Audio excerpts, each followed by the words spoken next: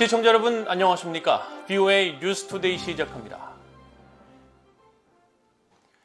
미국 국무부 군축 담당 차관이 만약 북한이 미국과 군축 논의를 하길 원한다면 언제든 군축은 선택지가 될 수 있다면서 대화에 열려 있다는 입장을 밝혔습니다.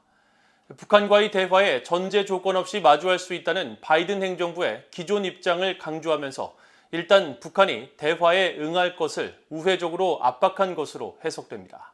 첫 소식 박승혁 기자가 보도합니다. 워싱턴에서 열린 카네기 국제평화기금 핵정책 컨퍼런스에 참석한 보니 젠킨스 미 국무부 군축 국제안보 담당 차관은 미국이 대북 관계에서 군축 논의를 할 여지가 있느냐는 사회자의 질문을 받았습니다. 젠킨스 차관은 대화에 대한 의지가 있다면 군축은 선택지가 될 수 있다면서 가능성을 열었습니다. Arms control can always be an option if you have two willing countries willing to sit down at the table and talk. And not just arms control, but risk reduction, everything that leads up to a traditional arms control treaty and all the different aspects of arms control that we can have with them. 사회자가 실제 군축 협상에 대한 가능성인지 다시 질문을 하자 젠킨스 차관은 북한과 어떤 대화도 거부하지 않겠다고 답했습니다. If he picked up the phone and said, I want to talk about arms control, we're not going to say no. I think if anything, we would want to explore what that means. We would say, okay, you want to talk about arms control? Let's have a conversation, see what that means. 젠킨스 차관은 또 미국은 여전히 북한과 전제 조건 없이 대화할 준비가 돼 있다는 점을 북한에 분명히 전했다고 밝히고 북한만 의지가 있다면 미국은 언제 어디서든 대화를 할 수 있다고 거듭 강조했습니다. 카네기 국제평화기금 컨퍼런스 2일차인 28일에는 마리아노 그로시 국제원자력기구 IAEA 사무총장이 북한 핵 문제를 지적했습니다.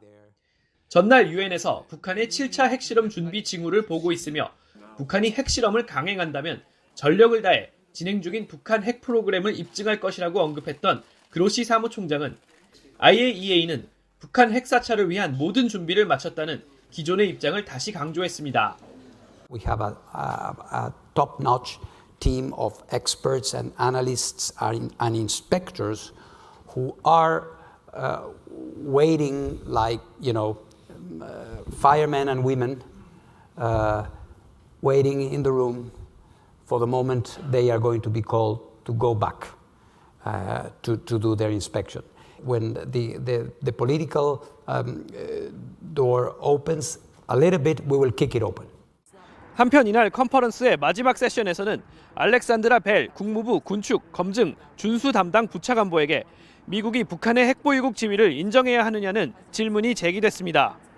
벨 부차관보는 이에 대해 미국은 북한의 핵보유국 지위를 인정하지 않는다면서 미국의 목표는 영내 동맹의 방어이며 한반도의 완전한 비핵화라는 미국의 입장은 변함이 없다고 말했습니다. VOA 뉴스 박승혁입니다. 러시아가 우크라이나에 대한 한국의 무기 지원을 경고하고 나선 가운데 미국 국무부는 국제사회가 러시아에 동조하지 않는다는 메시지를 보내는 것이 중요하다고 강조했습니다. 국방부는 탄도미사일 발사를 포함한 북한의 계속된 도발이 영내를 불안정하게 만들고 있지만 동시에 미국과 한국, 일본을 더 결집시킨다고 밝혔습니다. 함지하 기자가 보도합니다. 미국 국무부의 네드 프라이스 대변인은 28일 전화 브리핑에서 한국이 우크라이나에 무기를 제공할 경우 한러 관계의 파탄을 경고한 블라디미르 푸틴 러시아 대통령 발언에 대한 논평 요청을 받았습니다. 프라이스 대변인은 각국이 지원 수준과 형태를 결정할 것이라면서 이것은 우크라이나와 러시아 모두에게 강력한 메시지를 보내게 될 것이라고 밝혔습니다. Our message has been to underline the importance of sending a very clear signal to the people of Ukraine, to the government of Ukraine, of strong international support, and at the same time, concurrently, a strong message to the Russian Federation that the world will not stand with President Putin's attempts to subvert the rules-based order and to essentially erase the identity of the Ukrainian people, to erase Ukraine from the map. 프라이스 대변인은 그러면서 최근 유엔 총회에서 143개 국가가 러시아를 규탄하고 약 50개 나라가 우크라이나에 안보 지원을 하면서 제재와 수출 통제, 기타 경제와 금융 조치로 러시아에 책임을 물린 사실을 강조했습니다. 앞서 블라디미르 푸틴 러시아 대통령은 27일 한국이 우크라이나에 무기를 공급하면 한러 관계가 파괴될 것이라고 경고했습니다. 하지만 윤석열 한국 대통령은 우크라이나에 대해 늘 인도적, 평화적 지원을 국제사회와 연대해왔고 살상 무기 등은 공급한 사실이 없다고 강조하며 선을 그었습니다. 프라이스 대변인은 이어 미국 국방부의 핵태세 검토 보고서가 북한의 핵무기 사용 시 정권의 종말을 언급한 것과 관련한 질문에는 미한 확장 억제 협의체의 중요성을 강조했습니다. We believe it's a substantive and sustainable forum where we can discuss all aspects of our cooperation and coordination, diplomatic, economic, informational, and military, and how they contribute to deterring threats to the alliance. 또 최근 일각에서 제기되는 북한과의 군축 협상 가능성과 관련한 질문에는 이 사안을 매우 분명히 하고 싶다며 미국의 대북 정책은 여전히 한반도의 완전한 비핵화로 남아있고 어떤 변화도 없다고 확인했습니다. 한편 미국 국방부도 한반도의 완전한 비핵화를 강조하면서 북한의 거듭된 도발은 결과적으로 미국과 한국, 일본을 결집하게 할 것이라고 말했습니다. Our goal is to see a full denuclearization of the Korean Peninsula. That is something that our partners and allies want. That is something we want. And so the actions that that DPRK continues to take further destabilize the region, but also further commit and strengthen our relationship to the Republic of Korea and Japan.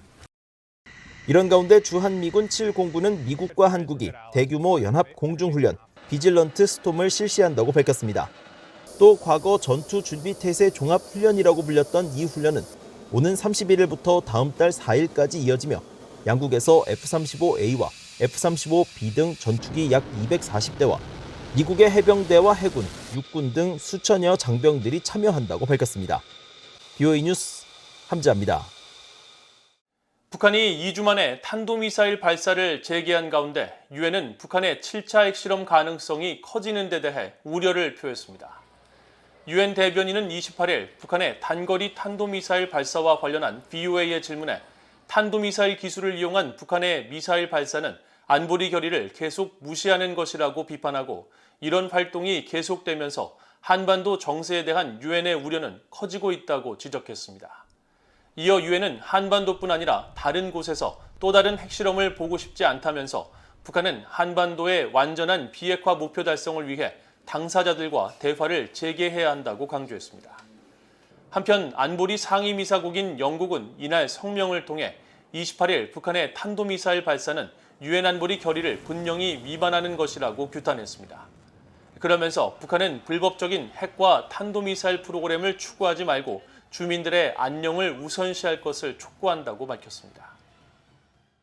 기시다 후미오 일본 총리와 루이스 라카예포우 우루과이 대통령이 북한의 무기 개발을 비판하고 북한의 조속한 납북자 문제 해결을 촉구했습니다.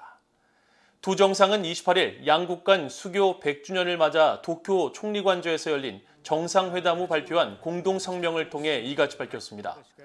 기시다 총리와 루이스 대통령은 북한의 계속된 핵무기와 탄도미사일 개발을 규탄하고 북한의 모든 대량 살상 무기는 물론 모든 사거리의 탄도미사일과 관련 프로그램에 완전하고 검증 가능하며 되돌릴 수 없는 방식으로의 폐기에 전념하고 있다고 밝혔습니다.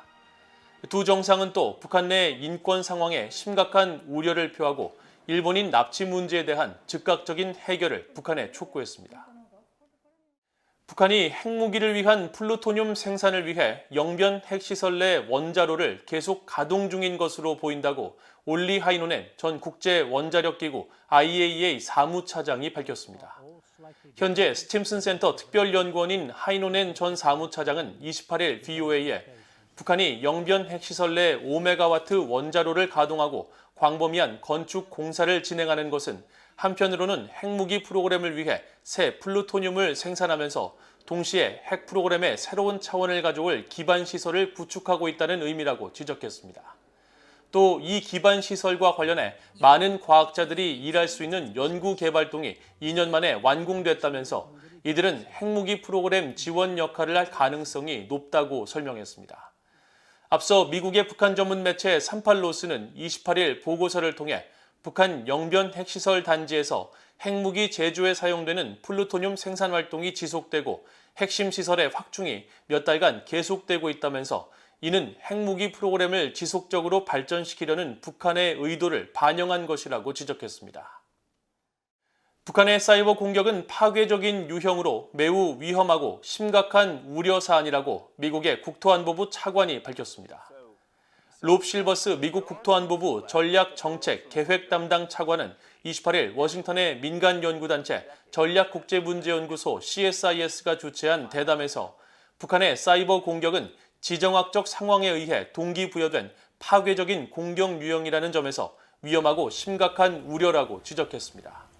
실버스 차관은 특히 북한이 강력한 제재를 받고 있다는 점을 언급하며 북한은 단순 수익을 올리기 위해 사이버 범죄를 이용하고 있으며 마약과 무기를 판매하는 것과 같은 방식으로 암호화폐를 탈취하고 방글라데시 중앙은행을 겨냥한 사건과 같은 형태의 해킹을 시도하고 있다고 밝혔습니다. 북한의 인권 상황은 대량 살상무기 프로그램만큼 주목을 받아야 한다고 굳게 믿고 있다고 황준국 유엔 주재 한국 대사가 밝혔습니다. 황 대사는 28일 유엔 주재 리투아니아와 체코 대표부, 북한 인권위원회 등 민간단체들이 공동 주최한 북한 인권 관련 화상회의에 참석해 이같이 밝히고 북한의 핵 프로그램과 인권 상황은 독특한 북한 정권의 보전과 직결되어 있기 때문에 동전의 양면과 같다면서 북한 인권이 북핵 문제의 2단계라는 관념을 불식시켜야 한다고 강조했습니다. 황 대사는 그러면서 한국의 새 정부가 북한의 인권 문제에 대해 침묵하기보다 목소리를 내기 시작한 것이 매우 자랑스럽다며 한국인들의 형제자매인 북한 주민들의 기본권과 보편적 가치, 인권 회복을 위해 국제사회는 긴급한 조치를 취해야 한다고 강조했습니다. 유럽연합 순회 의장국인 체코의 야쿱 쿠라넥 주 유엔 대사도 끔찍한 북한 인권 상황은 이제 비밀이 아니라면서 북한 내 인권 침해를 막기 위한 국제사회의 책임 규명 노력을 촉구했습니다. 이상으로 VOA 뉴스투데이를 모두 마칩니다. 시청해주신 여러분 고맙습니다.